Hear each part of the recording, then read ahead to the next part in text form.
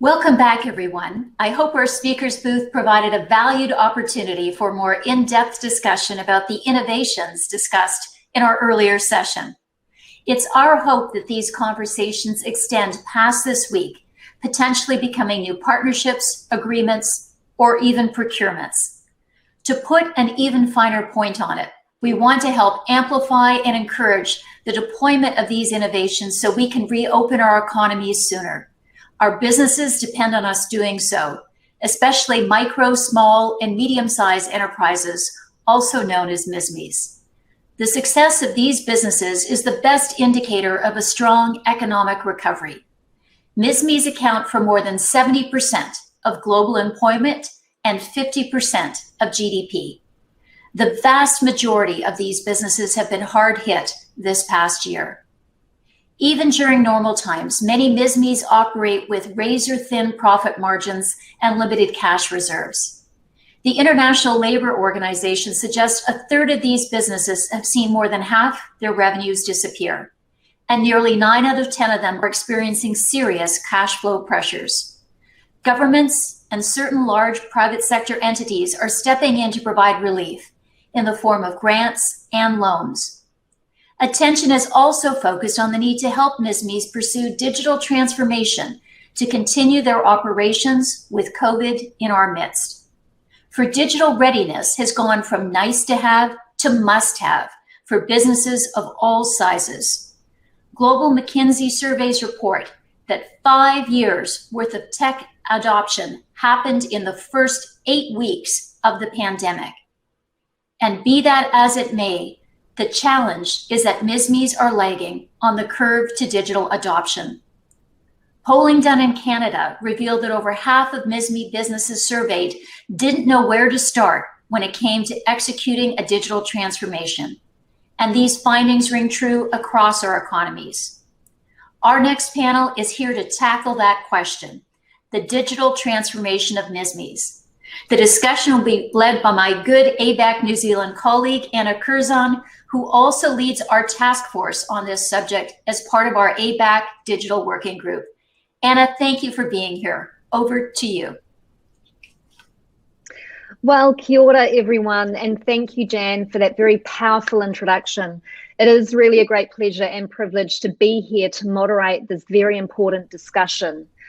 Now, in the opening ministerial panel discussion yesterday, I noted that there were some really key themes from all participants about the imperative for our economies to invest deeply in the digitalisation of MSMEs to ensure we can democratise their success as the shift to digitalisation accelerates through and out of COVID. Because this affects everyone in our economies, as Jan quite rightly outlined, and importantly can have a really disproportionately positive effect on our women, our Indigenous people, and our children. This is a burn the ships moment where we can't go back to the place we were before COVID.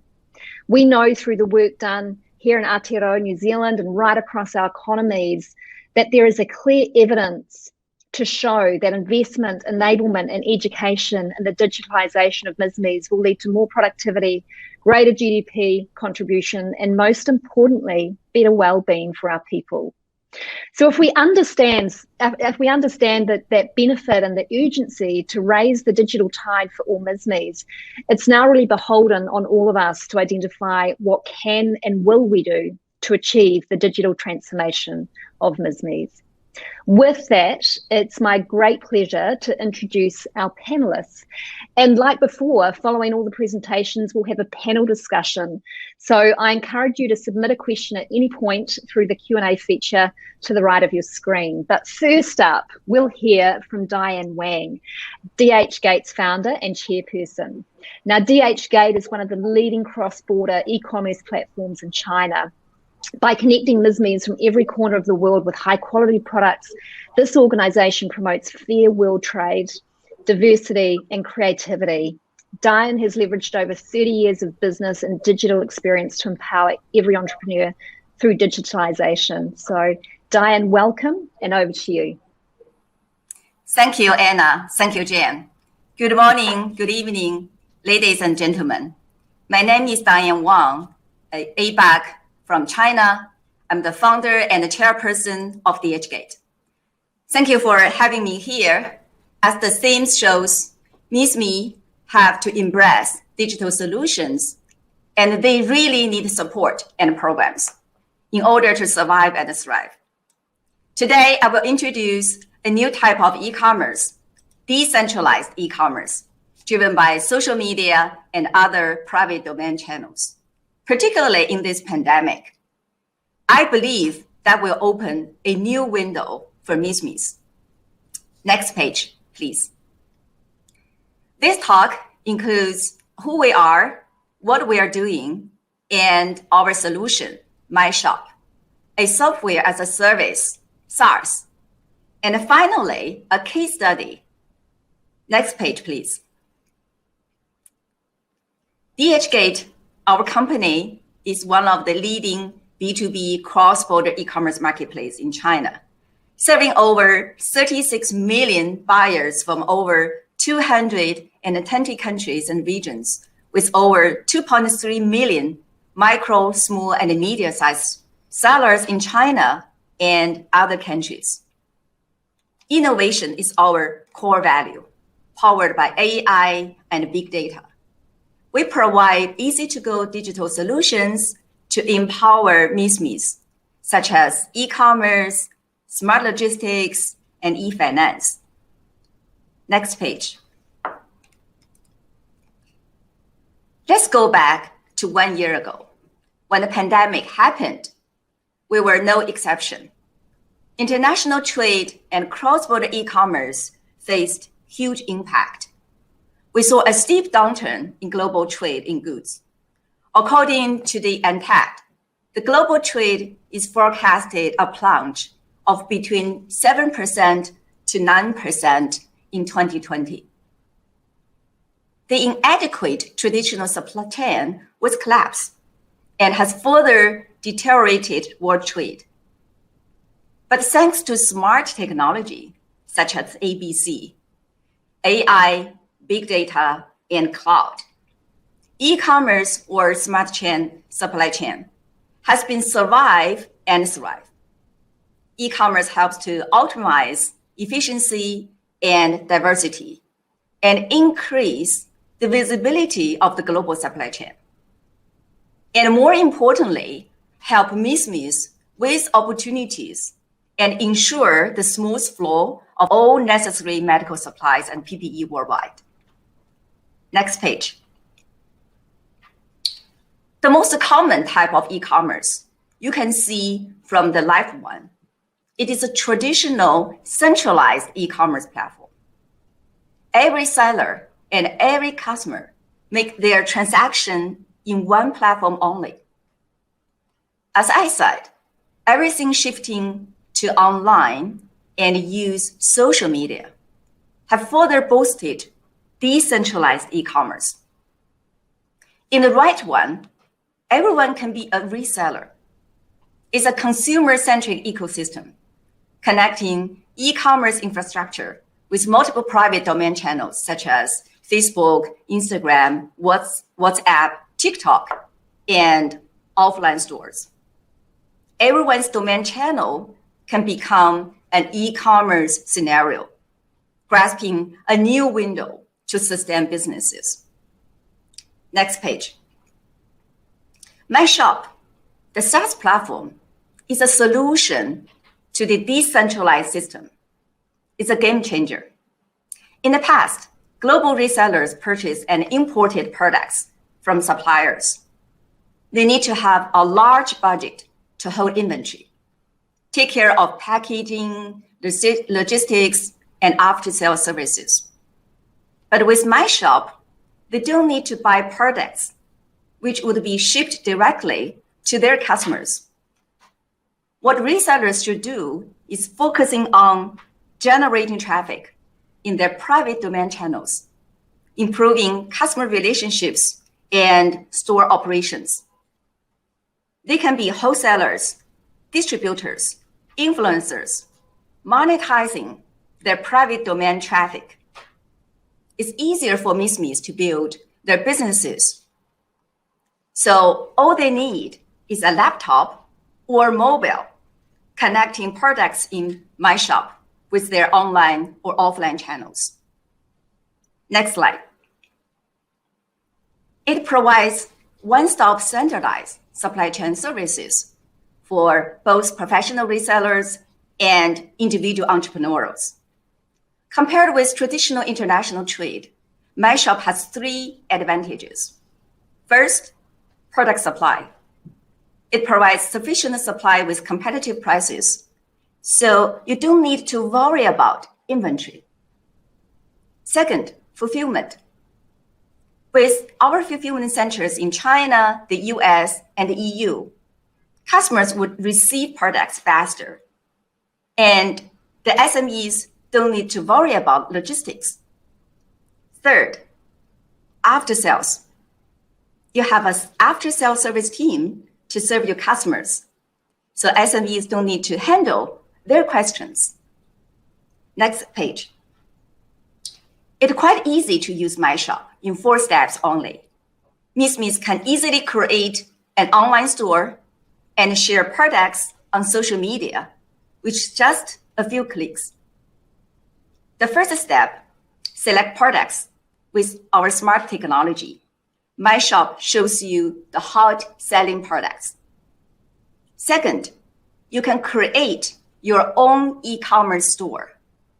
Third, you can decorate your shop by choosing your display picture and logo to establish your own brand. And fourth, find suitable products for your customers. Share them on your social media, such as Facebook, Twitter, and Pinterest. Well, then your followers will be your customers. Next slide. If you already have an online store, My Shop also help you connect with the best e-commerce platforms and service providers, such as Shopify, eBay, Mercado Libre, etc. Next page. Let me give you one example. Mayala, a Texas-based Zumba instructor, quarantined and lost her income due to the virus. But she's been able to survive through decentralized e-commerce. With so many followers on her social media like Facebook, she thought to starting off an online businesses. So she registered on My Shop and set up an online store where the fans she cultivated online can buy gym, apparel, and dance shoes. She told us that she earned more income during this pandemic time.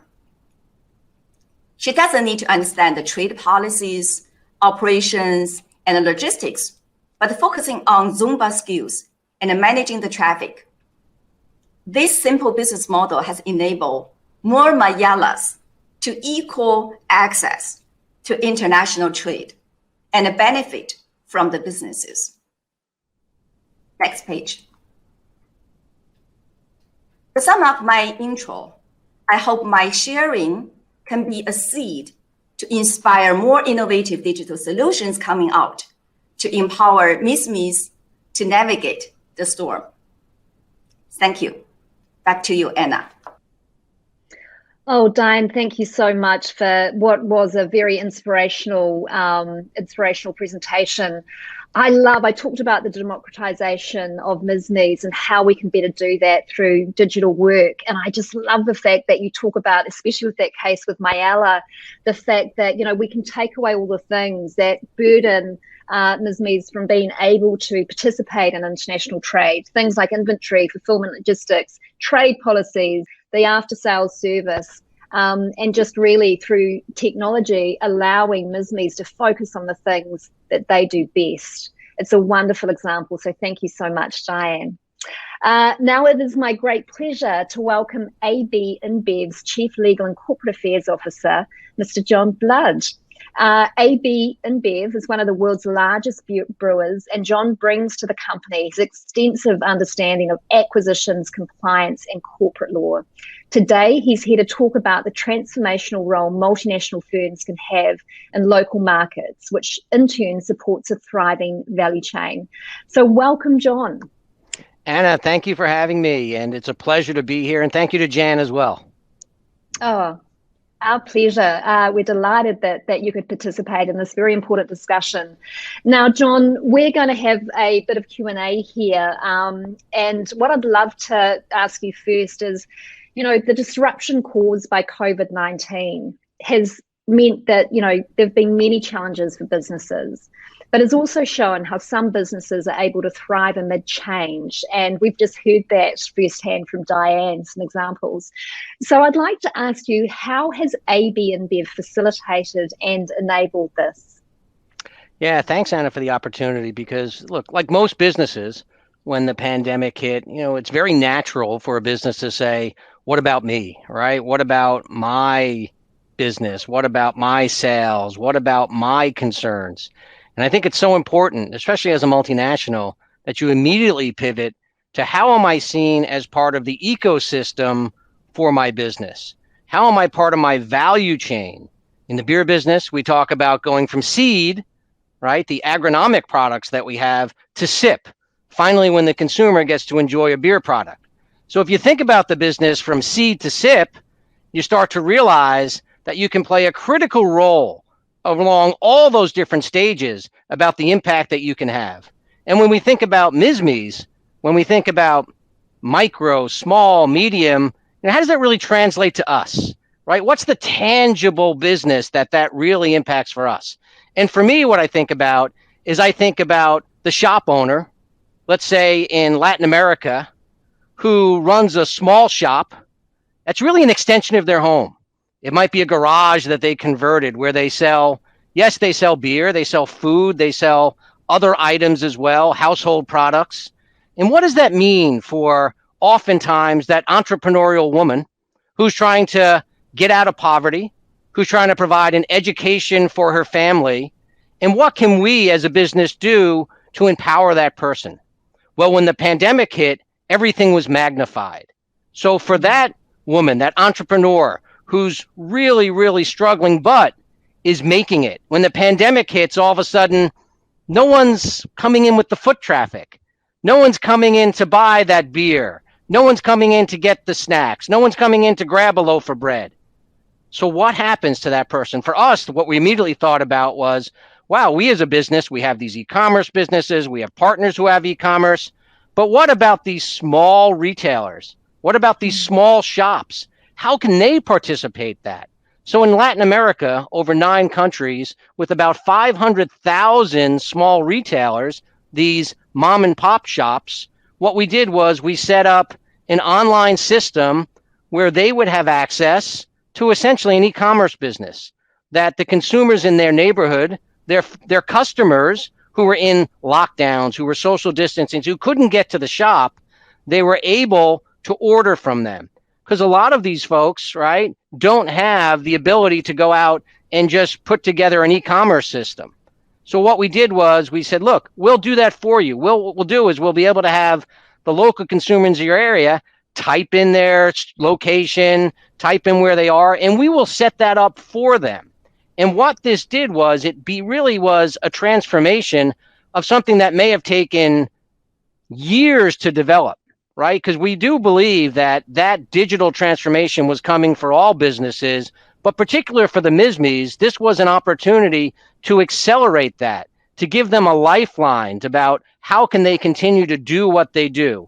And it was a very important lesson for us, right? Because once we realized that we could have an impact across our whole value chain, it was something that we really threw ourselves into. And, over these 9 countries, 500,000 shops, we're talking about millions and millions of orders. And it's not just beer. Look, I hope beer's in the basket, but, it's also for the other things that they sell. And that for us was, a lesson for us about the power that we can have to really our most important customers. Wow, that's fantastic. And you were so right, isn't it? It's those local sort of mum and pop potentially shops that, you know, would have been left very isolated had it not been for the likes of AB and Bev coming to the fore and providing those solutions for them, and giving them access to their communities, which I'm sure they benefited from too during our lockdowns. So another question for you, John. I think when you think about your priorities for the coming year, what do you hope will change, and what do you hope will return to normal? Because we have seen the shift. So what might stay the same, and what might actually return from a industry perspective? Yeah, so when I think about what needs to stay the same, right, and really needs maybe to transform, right, but really to something we were working on pre-pandemic, is what we talk about sustainability, and very much what does that mean today? What does that mean, and even in 2020, to make sure that we don't lose, as a multinational business, that we don't lose sight of the importance of the sustainability agenda. And for us, what that means is when we talk about the recovery, and the recovery is both an economic recovery, but it's also a social recovery as well. Many consumers, when they're polled, will say things like, what do you miss? Well, I really miss going out to dinner. I really miss getting together with friends. I really miss what we at AB InBev talk about is bringing people together for a better world. Bringing people together, that's what folks miss. So very much part of that recovery, we want a sustainable recovery, but we also want to make sure that we empower those bars, those restaurants, those who have been really, really hit by the shutdowns, that they can thrive, that they can not just get back to where they were, but they can make sure that they have a bright future in front of them. So that's really going to be our focus, is how do we make sure that we provide that part of that solution for the recovery for those who are hit the most, bars, restaurants, mom and pop shops. Fantastic. So again, that really great mix of, yes, you can deliver online, but that real human instinct to connect, to share stories, and to be together. And so I guess just my last question might be, John, what are some of your strategies that you're looking at for enabling just that, those human connections? Yeah, so for us, it's really about making sure that we even dig deeper into our partnerships, that we create new partnerships. You know, one of the great lessons, I think, of 2020, and it continues to this day, is that these solutions, right, are so important that no one company can do it. In fact, no government can do it alone.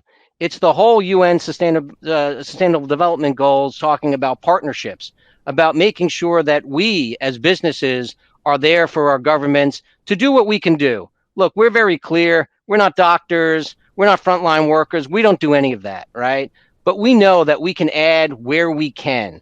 So we can help build a hospital. We can use our management techniques, our project managements. We can expand out 100 rooms for someone. We can help where we can.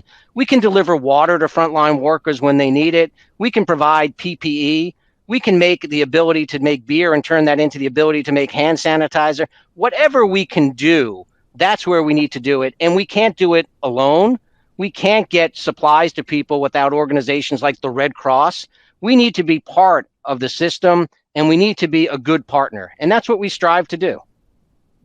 Fantastic. Thank you so much, John. And again, those themes of, you know, openness, ecosystem, being better together. And that's a great thing about this world we live in digitization, is that we don't need to solve the whole thing. We can identify parts in the value chain where we can contribute. And there was a great article by Andreessen Horowitz not so long ago, and it was really about, it's a time to build. It's a time to get in there and use our resources to build the things that matter most. And I think what you've just said is a great example of that. So thank you, John, for everything that you're doing for our communities. Appreciate that. Now, my next guest is a wonderful person, the chairperson of the Digital Council of Aotearoa, New Zealand, Mr. Mitchell Fan. And Mitchell is experienced in information management, software products, international operations, and a dozen other business growth strategies. Internationally, he is a recognized leader by organizations like the Asia Society and the World Economic Forum. And he's here to talk about digital economy issues for MSMEs. And Mitchell, it's a great pleasure to have you here with us. Thank you for joining. Thank you, Anna. Thank you, everyone. appreciate the opportunity to share some insights based on the Digital Council's work. My name is Mitchell Pham. I chair the Digital Council for Aotearoa New Zealand. We were set up in December 2019 to provide advice to the Minister for Digital Economy and Communications, who spoke yesterday, Minister David Clark, about how to make a thriving, equitable digital future a reality for Aotearoa New Zealand and for all New Zealanders. It is a daunting task, but also an amazing opportunity to make a difference in what we see as probably one of the most important domains as New Zealand move forward into growing our digital economy and becoming more of a digital nation. Next slide, please. So as part of our work, I'll just share a few things that are kind of relevant to this particular conversation. We've got a fairly broad base of different areas of work that we do, but with the digital economy and the opportunities and the challenges for MSMEs. Last year, we held a number of meetings and talked with over 100 businesses, and this is what we noticed. We noticed that there are many MSMEs who took a hit during lockdown, obviously, but they mobilized themselves. They move with quite a fair bit of agility. Some even took their very first steps into the digital space. Some really positive things. Some unlock a previously unknown capacity or flexibility and even new innovation. And this is really great. But also we saw some who really struggled to build their digital confidence, and when all of their energy really had to go into what was needed in order to just stay afloat, to just survive. So overall, we saw that there was a much greater appreciation than ever before of technology as a powerful tool, with some caveats, obviously, as we've been learning. But a tool that offers new ways to connect and communicate with customers and markets and deliver goods and services. And that was really exciting to see. We also saw another positive area that we saw was the effective leadership and fast action by the New Zealand government to help keep many businesses afloat. And this leadership and fast action was really, at the same time, I think it worked really well because it was matched by non-government agencies as well as industry. We saw high trust models of funding around how government engage to get to MSMEs, the flexibility, the mutual respect between government, businesses, as well as civil society, which created really good conditions for some really fast, stunning innovations that we've never seen before in New Zealand, with a lot of positive outcomes for communities and SMEs. So this is the sort of thing that we would love to see continuing, because we see the immense value in government, industry, and community working together. It's interestingly the space where the Digital Council is very well suited, connected in the middle of those domains. Next slide, please. So just taking stock of what we heard. Next slide, please. So we heard that a lot of SMEs took their first steps from a store-based approach to a digital approach. So what happened was many turned to e-commerce platforms and digital marketplaces such as Shopify and Amazon, for example. We heard that there are also local alternatives to the international e-commerce platforms, such as Mom Planet, Storebee, and Zeal. Some are new, some emerged actually out of lockdown last year, but others have actually been around in New Zealand for nearly 20 years. And New Zealand businesses, however, are not very well aware of these alternatives because I suppose pre-COVID, they've never had to face the reality of having to go digital. And also these New Zealand alternatives struggle to compete with the large international platforms that are more established and had much greater scale.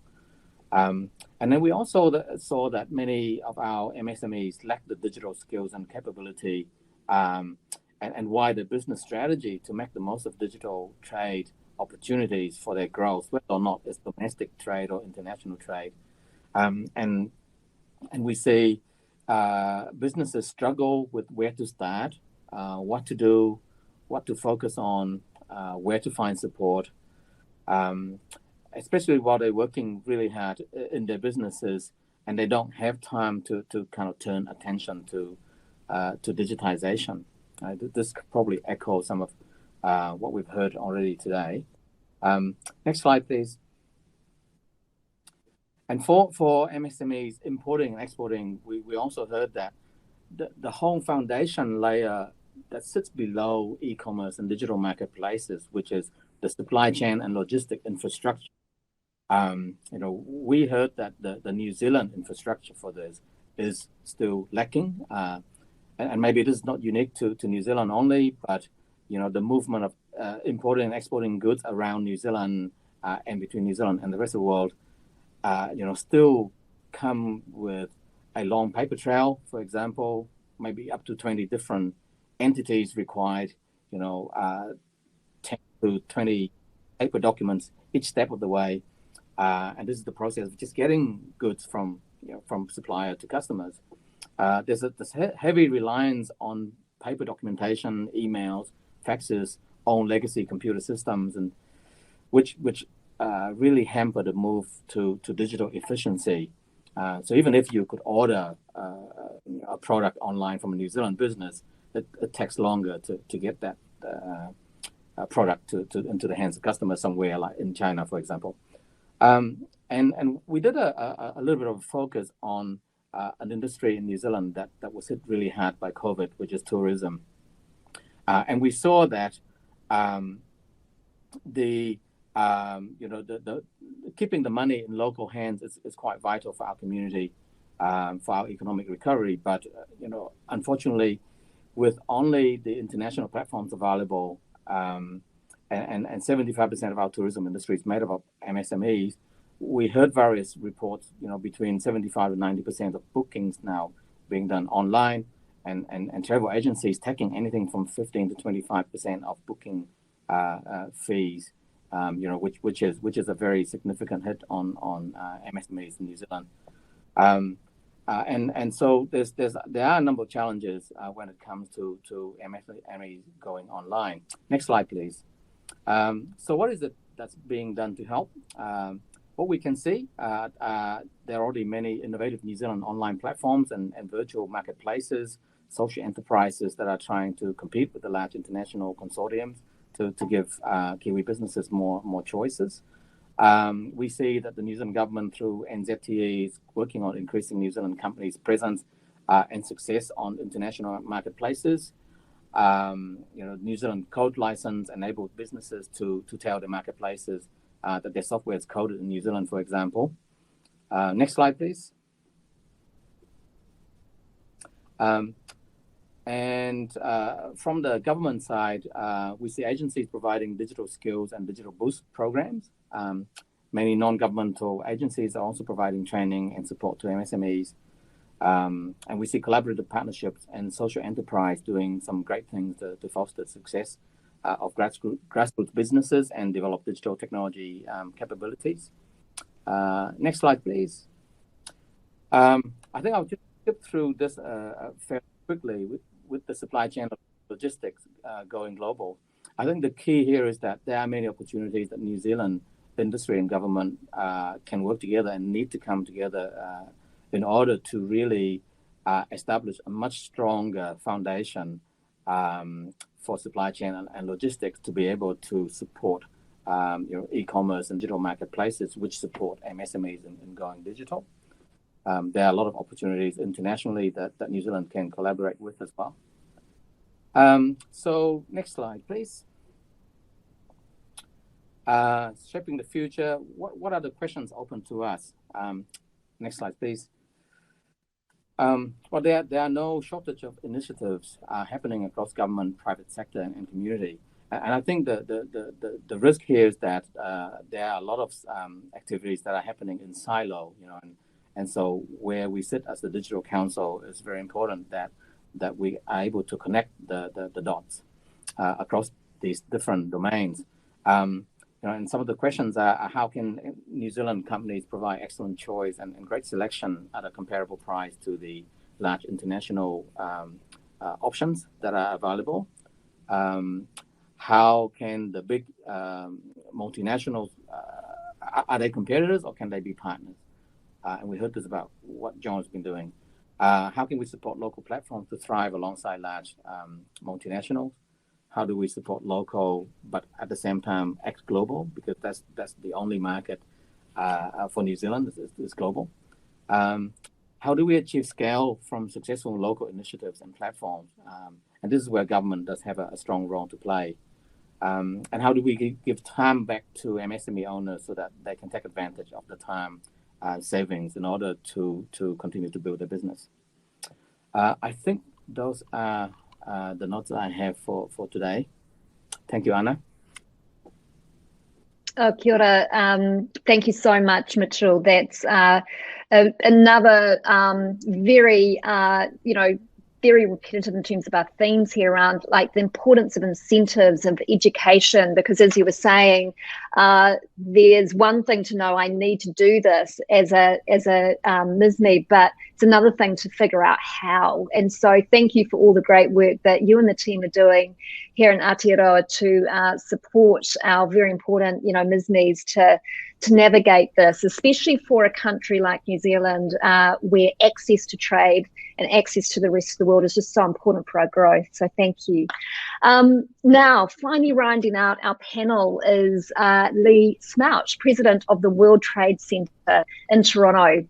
Since assuming his role in 2016, Lee has built a team focused on providing really comprehensive services to businesses across Toronto and Canada in the realms of trade development, international growth, digitisation, and scaling up. Now, today, Lee will be speaking about a new business support program the Centre has launched as a direct response to the pandemic's challenges. And I've been very excited to hear about this, Lee, so I'll be taking lots of notes. Over to you. Thank you. Great. Thank you so much, Anna. I appreciate the introduction. And Jan, Diane, John, and Mitchell, I have to say that the themes that have been running through your talks today have very much been what we've been experiencing in the Toronto region and in Canada generally. And to everybody watching from home, good morning, good afternoon, or good evening, as the case may be. So yes, as Anna mentioned, I have the opportunity today to speak to you about our Recovery Activation Program. Next slide, please.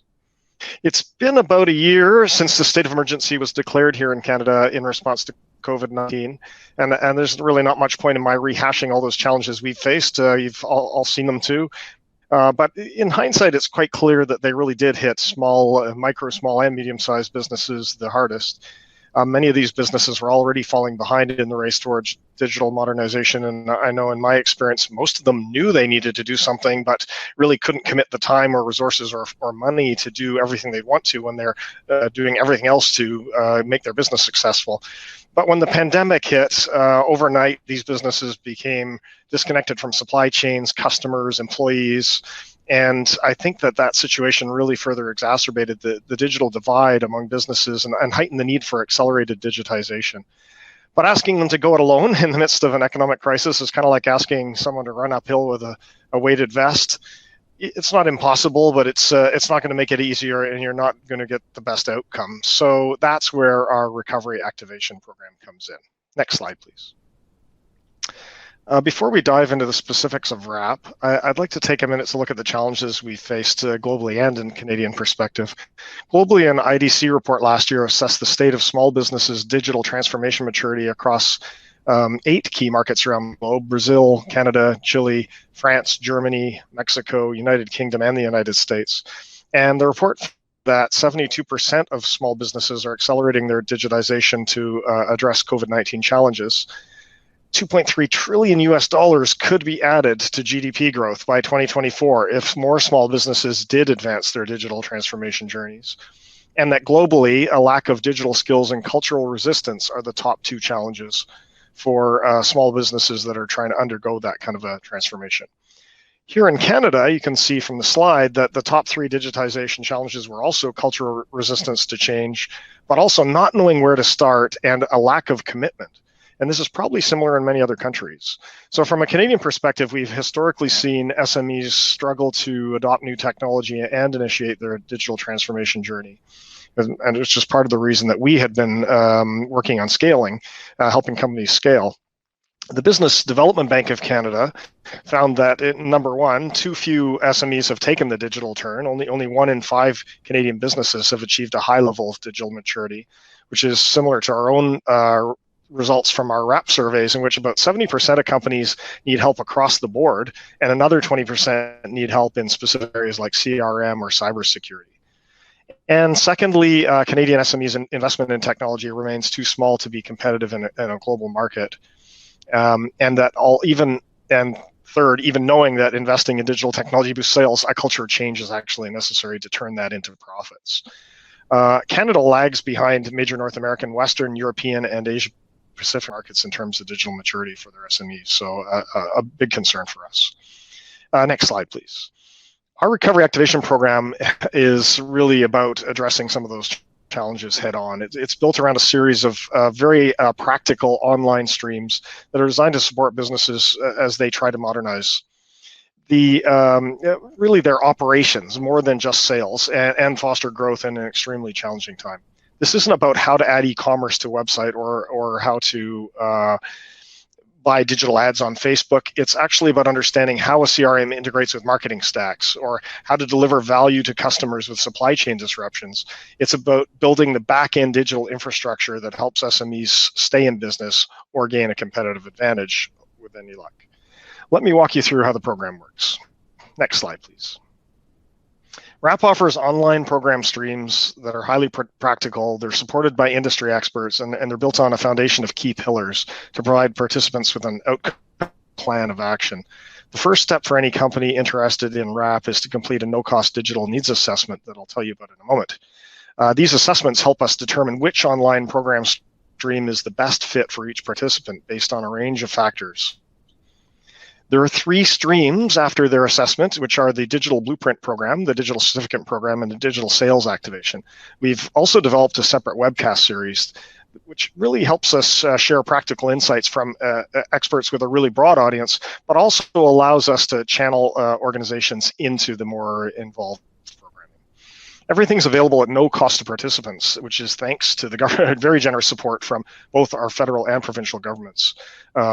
I really think they both have recognized the need that really the size of this problem and the need for providing this kind of support during what is a very difficult year, and I think into the future. And so I'll go through briefly these streams. Next slide, please. Everything starts with a free digital needs assessment. Once completed, the DNA results show a comprehensive overview of the digital maturity of the business, which is measured against industry metrics and international benchmarks. It's done through a very simple survey that takes about half an hour and gives a very, very good snapshot of the status of digital maturity. And it allows both the business owners and our program experts and our own team to identify where core competencies do exist and where there are gaps in digital capacity. It also gives us the information we need to place businesses into the right training stream. So getting to those streams, the next slide, please. The first and the most intensive is the Digital Blueprint Program.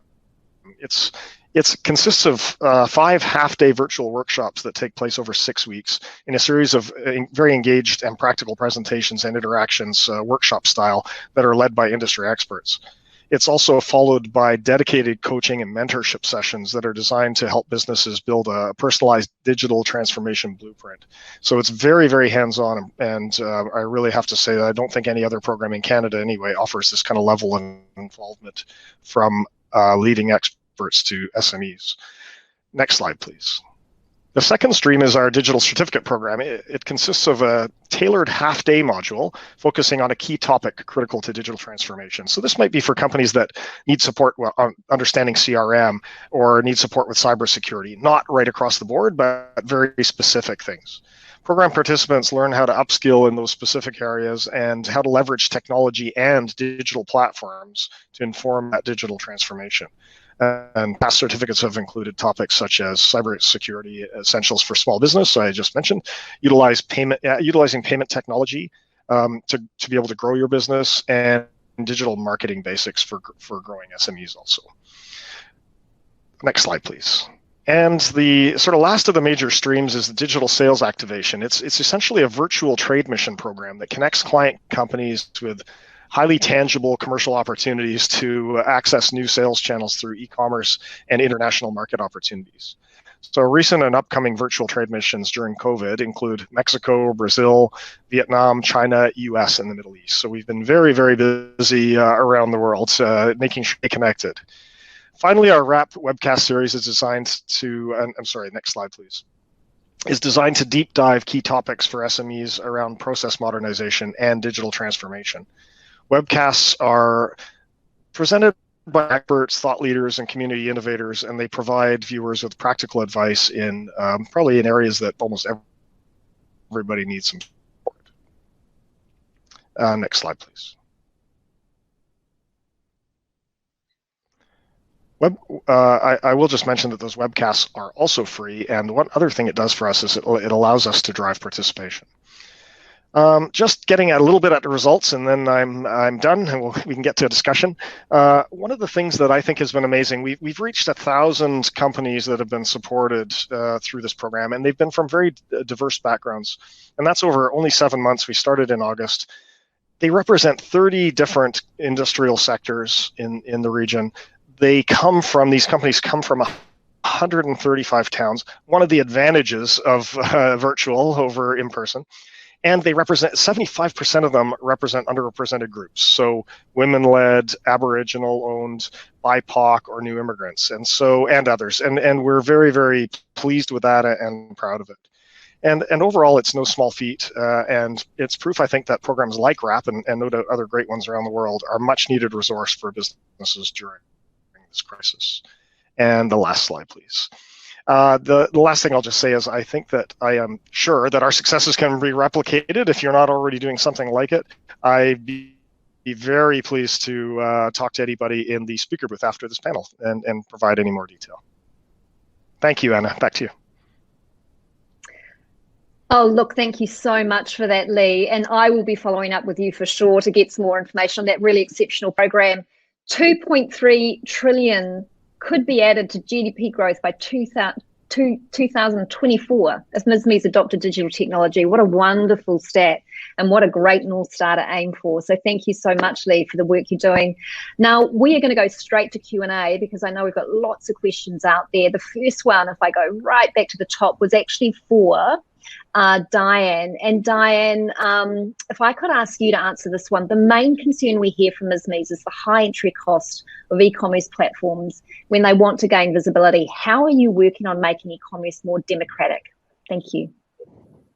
Okay, thank you, Anna. I think the good thing is that the entry barrier in digitalization has been dramatically lowered, technically and financially. In the early days, digital advances were associated primarily with IT investment. Nowadays, with easy-to-go technologies, e-commerce, smart logistics, and social media, made business more easy and more fair with light investment. So to incentivize the capacity building and financial support, this can be cannot be successful without governments. For example, governments in China and in Singapore have subsidized capacity building training for MSMEs and individuals with the latest digital solutions. Therefore, they can be more resilient to the crisis. Maybe I can share you another example. Since 2014, we have provided systematic courses called ABAC CBAT program. It's a comprehensive capacity building network of cross-border e-commerce for MSMEs, women startups, and young girls. The program offers online courses to start a cross-border e-commerce with the most professional and practical knowledge and entrepreneurial guidance. The program has successfully trained over 30,000 MSMEs, women entrepreneurs, and policymakers across 50 economies. It has been recognized and endorsed by UN, APAC, and the G20, and has been included as an annual key policy recommendation in the report to APAC economic leaders for 5 consecutive years by ABAC. Thus, we call for building an e-learning alliance in APAC economies, generating the best practice building training in it, and sharing it with all companies. This requires a strong collaboration between the public and private sectors. So I think we must equip them with sufficient and powerful training for confidence. Anna. Thank you so much, Diane. That's just outstanding, the work you are doing, especially for young women and entrepreneurs. So thank you for that. So many questions coming in. So I'm going to quickly pivot to John. John, how can companies such as AB InBev or similar work on supporting MSMEs with financial education or banking the unbanked? Really important question. Thank you. Well, thank you, Anna. I love this question because it really goes to the heart of the matter, right? How do we help the POCs? How do we help and we call them point of connections, but how do we help these MSMEs, right? How do we give them what they need to succeed in the future going forward? One way is through online training, right? So we want a program in Peru for online empowerment training where we teach people how to run their business. What are the basics of business? These are small entrepreneurs who, haven't been to college. They haven't been to business school. How do you run just a basic P&L sheet? How do you keep track of supplies, et cetera? And we do that in Peru through this program called Doña Chela. And it's online. People can take it. And it's all about empowering them, right, to be able to get out of poverty through their own work. Another way to do it is when you think about farmers. Many farmers we work with are subsistence farmers. They grow something like cassava and they eat that, right? And all of a sudden they say, you know what? I can sell this. If I could sell this, I could all of a sudden go into a small business. And what we do is we don't traditionally brew beer with cassava, but there's no reason we can't, and it tastes delicious. So we do that. We brew beer with cassava. We set up a system where we buy the cassava from farmers. But most importantly, we work with an NGO called BankQ, and BankQ gives them the ability to have a bankable existence. So what we do is we pay them through a blockchain mechanism where they can build up a banking identity that they can say, I have this business, I have made these sales, and now I have access into the banking system because they can point to that. And it's not as though they go every month and they get paid for their cassava and everyone in the town knows that they have their pay and it's in their pocket. The blockchain allows them to have a bankable system, but most importantly, it gives them that financial identity to then enter the commerce world in a way that they didn't have the ability to do before. We're very excited about the program, and there's nothing better than giving folks the tools, right, for them to progress and really, really establish what they want to do. That's so true. And thank you, John, for that, because again, it's really removing those barriers and allowing these small businesses to enter into trade and build up that history that might not be available to them in the past. So again, really democratizing their success in the space. Thank you so much. Wonderful work. I'm going to move quickly, and we will extend potentially this session before we go into the meeting booths, just because we've got a lot of questions here and we want to get through them. This one is for Mitchell. Mitchell, not all APEC economies are huge markets. How do you think we can better integrate digital trade and other tools to create a larger market for all APEC economies? Thank you. Right, thank you, Anna, and thanks for the question. It's funny because I actually had this conversation with our Minister of Digital Economy earlier today. And my view, at least anyway, is that, first of all, because many of the APEC markets are not large, that is even more important that we connect these economies together more closely and more seamlessly.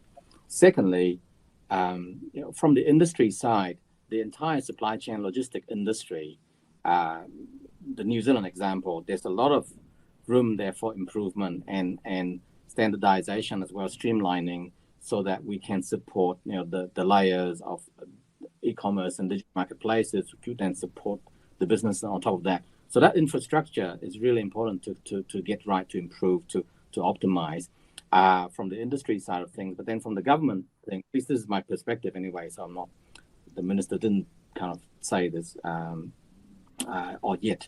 But there's a real opportunity for the governments of APAC to really get together and to really, what's the right word, align and maybe even synchronize regulations that actually support the flow of international trade through digital commerce, and then which is then followed by the actual supply of physical goods and services through supply chain logistics. So there's a real opportunity there for both industry as well as government to work together domestically as well as internationally to really connect the APAC economies more tightly, more seamlessly together. Oh, thank you for that, Mitchell. And you're right, interoperability is another key theme that's been coming through in our discussion. So thank you for those insights.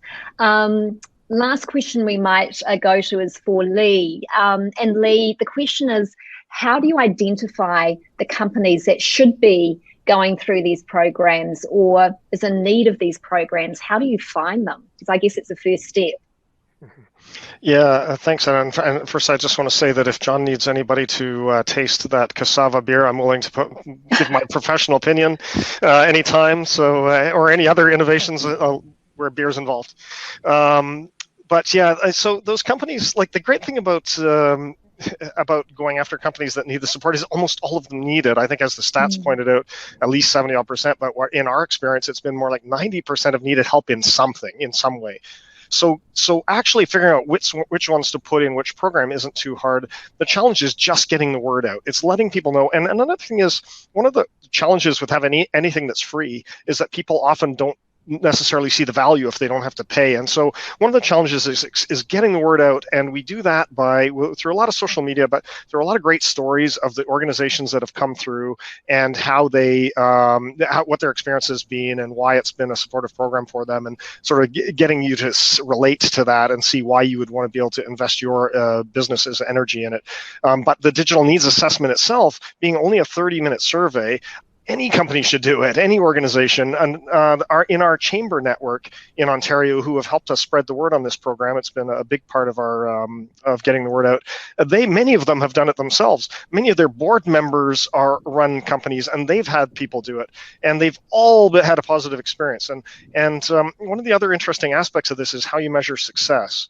And so we are getting, it's a nascent program really, but we're getting to the point where we can start to measure what I think is a more valuable measures of success, which are things like, how has your digital maturity improved? And I had an interesting, and so we're only just getting to this, but I had an interesting experience today with one of our chamber colleagues, Perth Chamber, and they came to us and said, and this is Perth in Ontario, they came to us and said, hey, we just redid our DNA about 6 months after having gone through the blueprint, and after starting to incorporate some of the things that we learned about. And their improvement was about 6. So our DNA is on a scale of 5, and I think they were scoring at a 1 point something, and good for their sector was about 3.2, and they got up to about 2.4, and they had about a 65% improvement in digital maturity. So, I think that's the other thing, is like showing people how much they can be helped. That positive reinforcement and that tangible change that you're driving. Oh, look, Indeed. That's fantastic. Thank you so much, Lee. And I agree. Hopefully, sometime soon we'll be able to get together and have a beer with John and talk about this even more. Look, Jan, at this point, I think we will close the discussion. I think from the amount of questions we've had through and just the energy that you've felt on this panel, I think you'll agree it's really infectious. We're in this together, and I think the caliber of the insights and commentary we've heard today shows that, nothing is impossible, and we can make some really good progress here. So thank you, everyone, for this opportunity. I'd like to hand back to you now, Jan. Thank you. Thank you all for showcasing tremendous initiatives and a brilliant job moderating. Such great insights and inspiring options being deployed by each of you. As I mentioned off the top, Anna leads our task force on the digital transformation of MSMEs as part of our ABAC digital working group. And one of her task force's deliverables this year is an inventory of the amazing successful programs that are making a difference for MSMEs. So Anna, very pleased to say today's discussion clearly gives us a powerful start to that inventory that you want to build. We're now going to move into the speakers' booths. Like before, links to each virtual room can be found below, as well as through the speakers booth tab in the main menu. These booths are the last parts of today's programming, but I encourage you to explore this platform beyond that. You can message other attendees, for instance, and schedule meetings through the appointments feature. Tomorrow, we'll pick up where we leave off today with a panel on progress digitizing supply chains and trade finance, and a very forward-looking panel on sustainable infrastructure projects. Until then, enjoy your speakers booths. Talk soon.